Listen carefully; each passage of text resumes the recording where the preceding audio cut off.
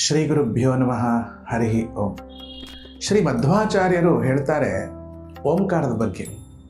ಎಷ್ಟು ಚೆನ್ನಾಗಿ ಹೇಳ್ತಾರೆ ಅಂದರೆ, ತಾರಹ ತರಂತಿ ಅನಿಷ್ಟ ನಿಚಯಂ ಅನೇನ ತಾರಹ ಓಂಕಾರಃ ಅಂತ.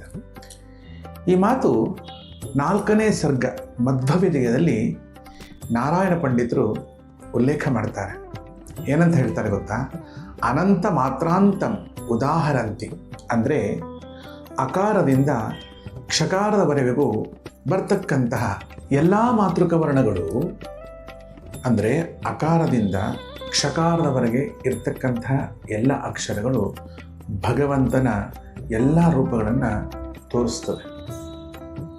ಇಂತಹ ಮಾತೃಕ ವರ್ಣಗಳು, ಓಂಕಾರದ ವಿಸ್ತಾರವಾದ ವರ್ಣಗಳು ನಮ್ಮ ಸಂಪೂರ್ಣ ಜನ್ಮ ಜನ್ಮದ ಅನಿಷ್ಟಗಳನ್ನು ಯಾವುದು ಪರಿಹಾರ ಮಾಡುತ್ತದೆಯೋ ಅದೇ ತಾರಾ, ಅದುವೇ ಓಂಕಾರ. ಜೈ ಶ್ರೀ ಮಹಾಕಾಲ್, ವಿಶ್ವಮಾತಾ ಗೋಮಾತಾ.